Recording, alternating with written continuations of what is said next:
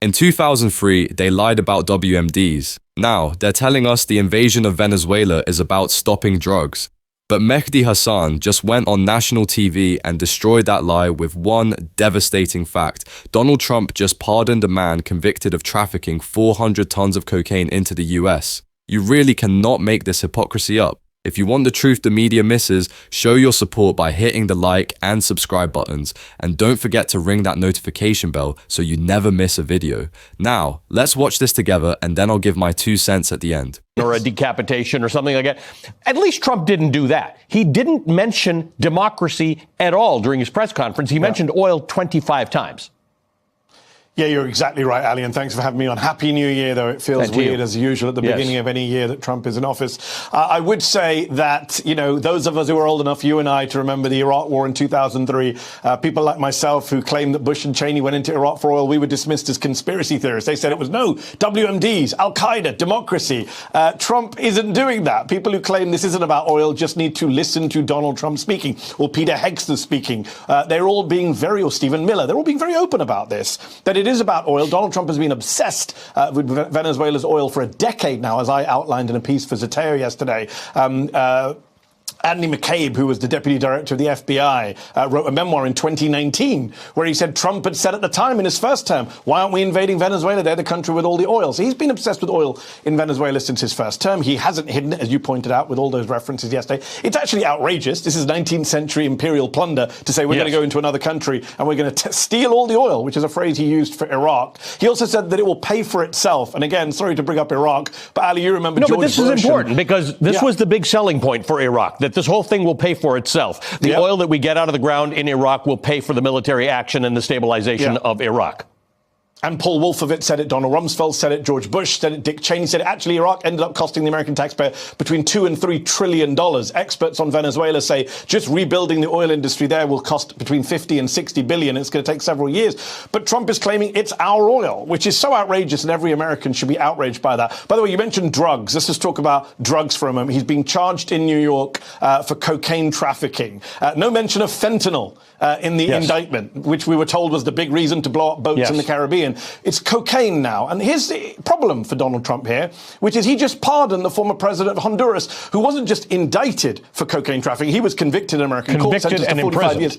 In prison for 45 years, and Donald Trump just a few months ago pardoned the former president of Honduras, who trafficked 400 tons of cocaine into the US. So this idea that it's about cocaine is also absurd. And I would also point out, for those of you who haven't read the indictment, Nicolas Maduro is also being charged with machine gun possession, which I find hilarious from a Republican administration that is obsessed with allowing weapons of war on our streets. Apparently you can't have guns, you have to have guns in America, but a foreign leader has to abide by some 1934 American Firearms Act. Bizarre.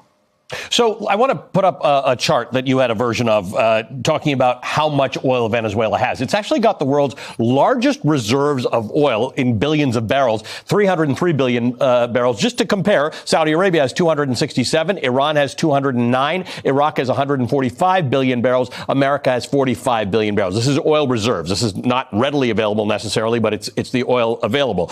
This is important because the vice president, who is now apparently the acting president of Venezuela, has said we will be no one's colony. This chart is the history of American colonialism or British colonialism, right? It's that countries have resources. We don't really care about the status of your government or your good governance or democracy or freedom or liberty. We care about your stuff. Of course, and Donald Trump, the only difference between Donald Trump and his predecessors is that Trump is very open about it. He's very brazen about it. He's unashamed about it. Look, all American presidents have allied with dictators, going back to FDR meeting the Saudi king after World War II to do a deal with the Saudis over oil. The difference with Donald Trump is that he embraces MBS in a way that other American presidents might not praise MBS, and he embraces dictators around the world, even dictators of countries that we're supposedly, adversaries with. He loves the North Korean dictator. He said it himself. I wrote him love letters. So Trump is very open about the fact that he doesn't care about democracy. He doesn't care about human rights. He's happy to ally with all sorts of dictators as long as you do what he wants. And I wonder why Maduro didn't just offer him the oil and a Trump tower in Caracas, which would probably have saved his position. And you mentioned the vice president. Yes, she's saying all this stuff, but people who are much more expert on Venezuela than me are saying that actually she's almost certainly done a deal with the American government, or in the process of doing a deal. And Rubio hinted at this yesterday, for her to stay in power, for the rest of the regime and the government to stay in power, because they haven't come out and said the entire government should go. They haven't got everyone else who is accused of drug trafficking in the Venezuelan government. And by the way, Donald Trump has thrown Mariana Machado, the Nobel Peace Prize winning Venezuelan opposition. I want to underscore this. She won the Nobel. The opposition is largely coalesced around her. Opposition is a tricky term in Venezuela because it's not a monolith, but they've largely coalesced around her. One would have thought that he would say, and we have this woman waiting in the wings, and she's ready to take over. He basically threw her under the bus during the press conference yesterday in favor of the sitting vice president of Venezuela.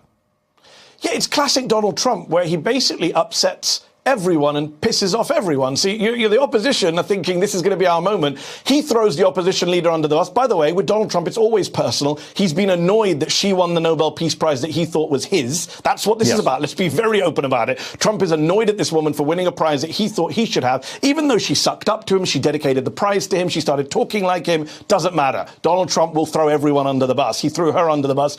So he's got rid of Maduro. He's upset the global South, a lot of the developing world, a lot of those of us who believe in international law and national sovereignty, and at the same time he hasn't appeased or made the Venezuelan opposition abroad happy, because he hasn't put their people in power either. So he's just done what the oil companies want. Let's be honest, he promised American oil companies a lot of money if they voted for him, if they endorsed him, if they donated to him during the campaign, and this is a reward. And I think more Democrats, more people should be pointing out this oil argument is not some conspiracy theory. It's happening in plain sight. And I know just someone like James Tallarico, who's running for the Senate in Texas, made this argument very eloquently on social media yesterday. I think more Democrats need to be pointing this brazen corruption out. Americans don't want our military and our government to go to war in general. They certainly don't want to go to war for some 19th century imperialist project. By the way, Donald Trump brought up the Nobel Peace Prize again, or at least the idea that he keeps on solving wars. He upped it to 8.25 conflicts that he ended. He actually said this yesterday, talking about Cambodia and Thailand. That's the core. Can I just say, can we finally put this BS to bed that Donald Trump is the peace president, he's anti-war, he's isolationist, he's on a neocon. This man bombed 7 countries, Ali, last year. 7 countries. I can't think of an American president in living memory who bombed 7 countries in a year. Nigeria, Somalia, Yemen, Syria, Iran, Iraq, Venezuela. He bombed these countries in 1 year. And then he begins the new year threatening Iran. He said, we're locked and loaded. And then he starts, January 3rd, bombs Venezuela and basically kidnaps the president. And I'm glad, Ali, that you, unlike a lot of other journalists, didn't use the words arrested or detained or captured, because the United States has no authority to do what it did on Saturday. We are not the world's police force. We don't have jurisdiction to go into other countries and just grab their leaders and the first lady of that country and bring them to us. Think about how absurd that is. Does that mean one of your reporters can now indict Trump in their courts and send a SEAL team in here?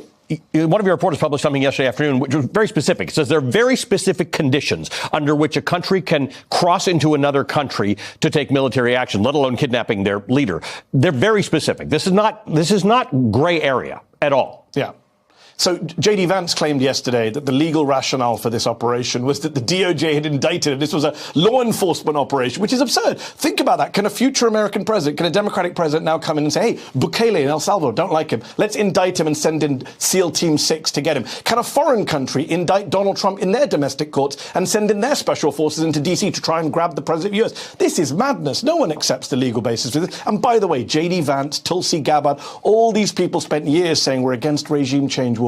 We're against intervening in Venezuela in Gabbard's case. Where is Tulsi Gabbard right now? Why is J.D. Vance not resigning on principle? What happened to all these people who said Trump would end the endless wars? So one of the interesting things about this is whether or not you can go into another country to do any of these things. You point out that if you let this happen, there are real consequences to this. And you write about China and Taiwan. You said on Blue Sky. Yeah. If Xi Jinping invaded Taiwan right now and toppled the president, on what grounds would the United States object or have any credibility to say anything? I mean, simple question. Xi Jinping and his people must be studying this very closely to say, are they going to be able to say that we can't go into Taiwan?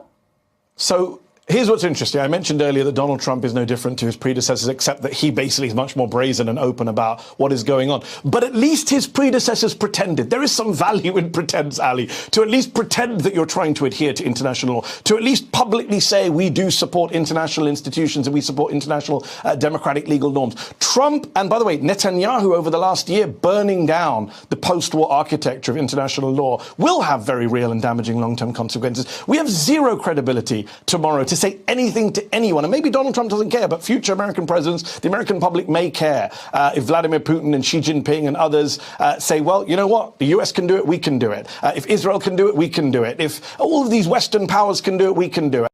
It is hard to argue with those receipts. As Mehdi said, this looks like 19th century imperial plunder disguised as justice. You cannot invade a country to stop narco-terrorism while simultaneously using your pardon power to free a man convicted of poisoning American streets with 400 tons of cocaine.